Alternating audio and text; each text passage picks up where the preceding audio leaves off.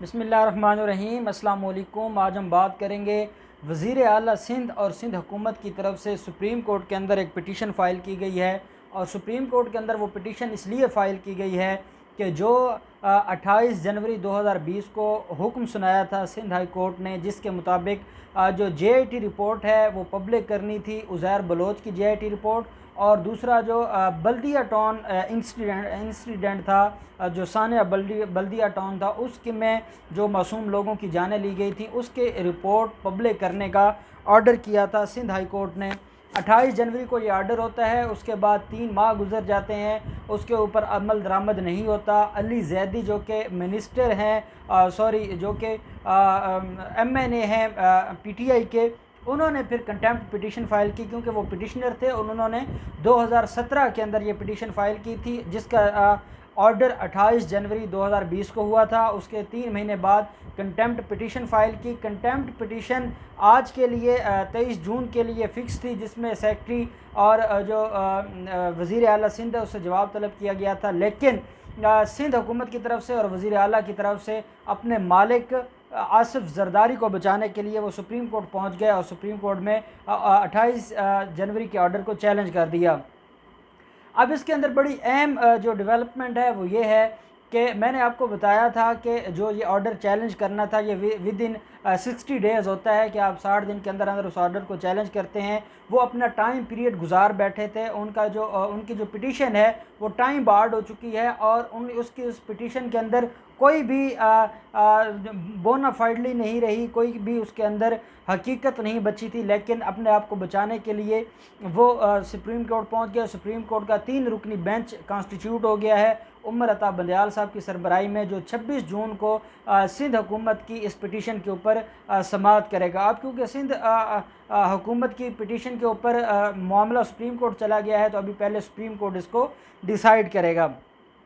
अब मैं आपको बताऊं कि 2016 में उज़ैर बलोच को पकड़ा जाता है। 2017 में उसकी JIT रिपोर्ट कंप्लीट हो जाती है। उसके बाद जो उज़ैर बलोच है उसकी जो कस्टडी है वो आर्मी इदारे ले लेते हैं। उसके बाद 2020 में अप्रैल 2020 में वो वापस जेल हुकाम को, जो सुप्रिटेंडेंट जेल है सेंट्रल जेल कराची का, उसके हैंड ओवर कर दी जाती है। जब उसके हैंड ओवर होती है तो बाद में ये बात भी हमारे नॉलेज में आ जाती है कि अप्रैल 2020 में मिलिट्री कोर्ट ने 12 साल की रिगोरस पनिशमेंट की सज़ा भी सुनाई हुई है उज़ैर बलोच को। अब सवाल ये पैदा होता है, देखें हम आज अपनी गुफ्तगू में 2 जो JITs हैं या 2 कमीशन या इंक्वायरीज़ की रिपोर्ट्स हैं उनको हम आज डिस्कस करेंगे।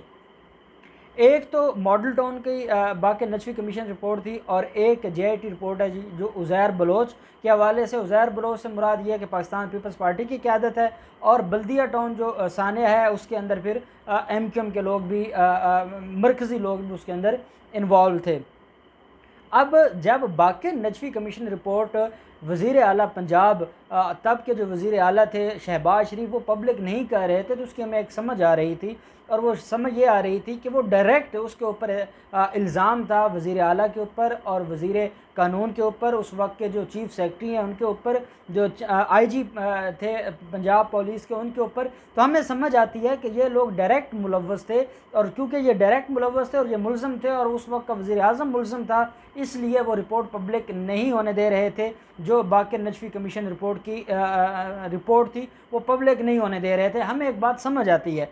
अब हम दूसरी तरफ देखते हैं कि उज़ैर बलोच की जो JIT है, उज़ैर बलोच की जो JIT है, वो उसके अपने जो 60 के करीब उसके ख़िलाफ़ केसेस हैं, वो सिर्फ़ और सिर्फ उनके ऊपर मुनहसर है और सिर्फ़ उनकी बात बताती है, कोई नई बात नहीं है। अब इनको क्या खौफ है? अब देखें, अब हर पाकिस्तानी, मैं आप हम ये जानते हैं कि उज़ैर बलोच ये ख़ुद करने वाला नहीं था, उसके पीछे इन लोगों का हाथ था। अपेरेंटली अगर हम देखें और अगर हम इसको ये देखें कि जो मैटर है उसको हम ज़हरी तौर पर देखें, तो वो तो उज़ैर बलोच का है।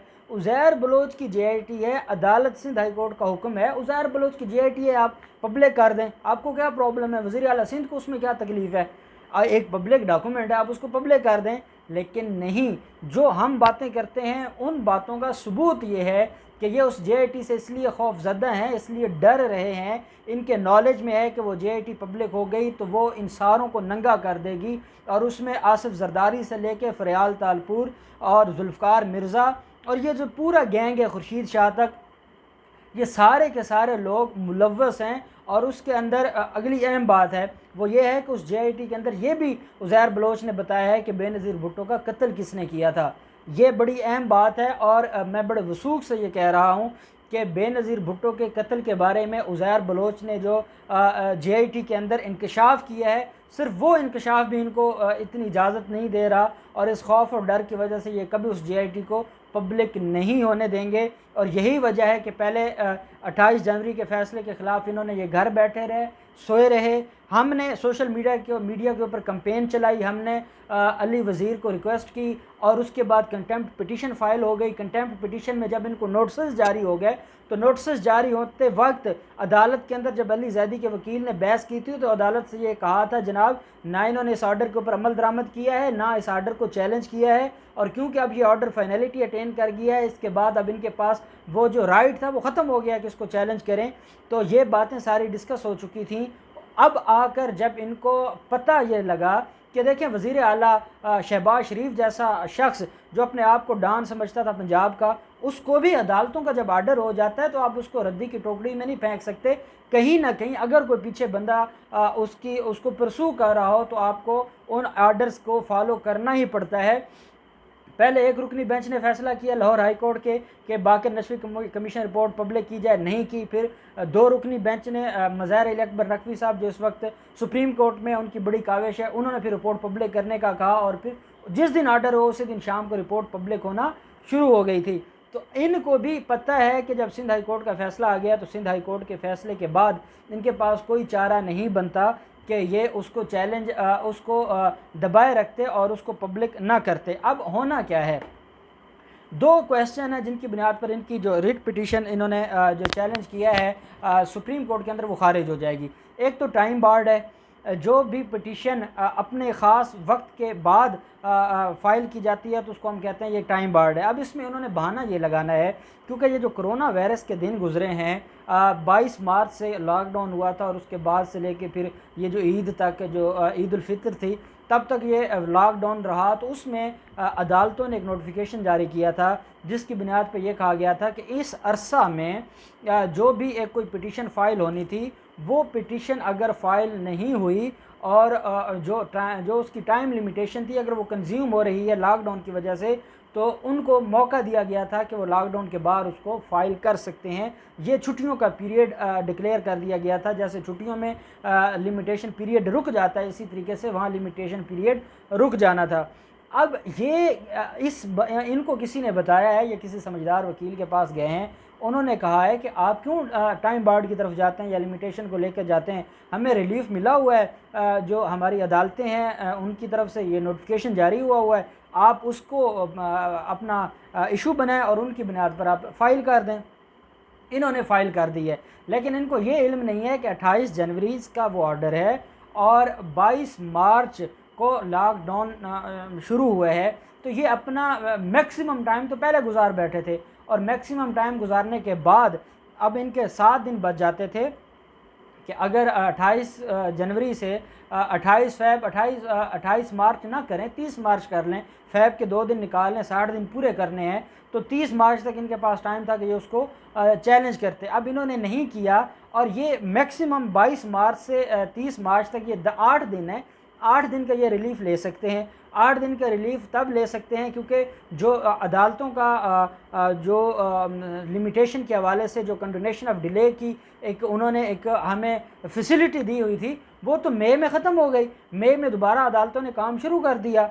ये जो 25, 26, 27 मई है, 28 मई, इससे दोबारा अदालतों ने शुरू कर दिया था, और 1 जून से तो फिर रेगुलर काम शुरू हो गया था। जब 1 जून से काम रेगुलर शुरू हो गया था तो उसके बाद इनका ये कहना कि हम उसकी बुनियाद पर रिलीफ़ ले लेंगे, वो इनका नहीं बनता, क्योंकि जब इन्होंने रिट पिटीशन फ़ाइल की है, ये इन्होंने जो सुप्रीम कोर्ट में फ़ाइल की है वो आज से 2 दिन पहले फ़ाइल की है। आज 23 जून है और इन्होंने वो फ़ाइल की है 20 जून को। 20 जून को फ़ाइल की है, तो ये जो 20 दिन का गैप है ये अपना नहीं बता सकेंगे। और हमारा कानून ये कहता है कि आपको एक एक दिन के डिले का हिसाब देना पड़ता है। और साथ ये भी कहा जाएगा कि आप तब आए हैं जब आपके खिलाफ कंटेम्प्ट पिटीशन शुरू हो गई थी। जब तक कंटेम्प्ट पिटीशन नहीं हुई थी आप तो सोए हुए थे।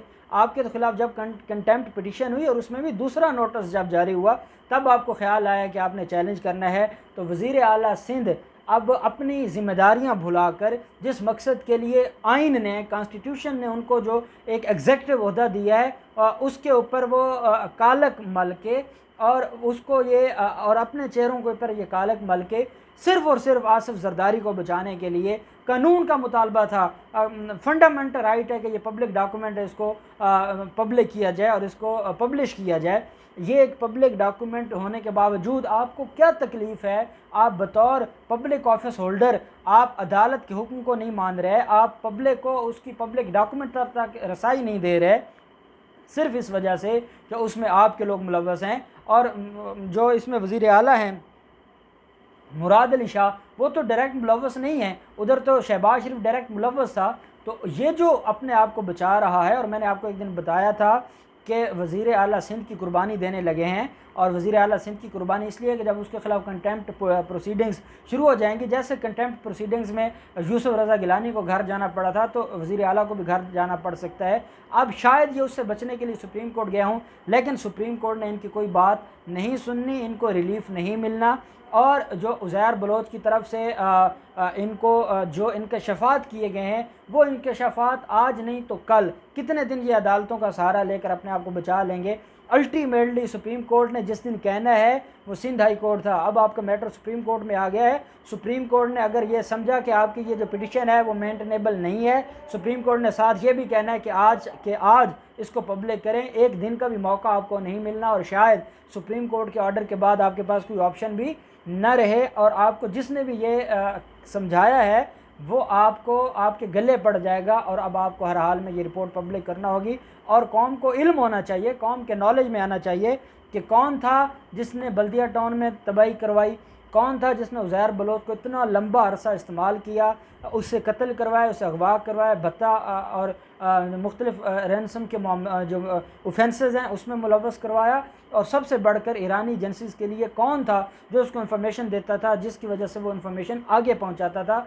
और फिर बेनज़ीर भुट्टो को मारने वाला कौन था, उसका बेनिफिशरी कौन था, किसने फ़ायदा उठाया है और आज तक वो फ़ायदा ले रहा है। ये सारी की सारी चीज़ें उस JIT की रिपोर्ट में लिखी हुई हैं।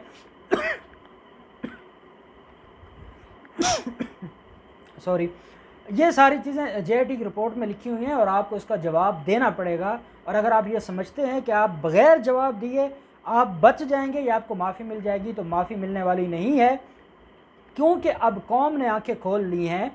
और हम सोशल मीडिया के ज़रिए इस कैंपेन को दबने नहीं देंगे। जब तक उज़ैर बलोच की JIT ओपन नहीं हो जाती, वो पब्लिक नहीं हो जाती, तब तक हम खामोश होने वाले नहीं हैं। अल्लाह पाक पाकिस्तान का आमी व नासिर हो, और अल्लाह पाक करे कि इन ज़ालिमों को सज़ा मिले और पाकिस्तान तरक्की की राह पर अपनी मंजिलें तय करते हुए तरक्की की आला मंजिल तक पहुँचे।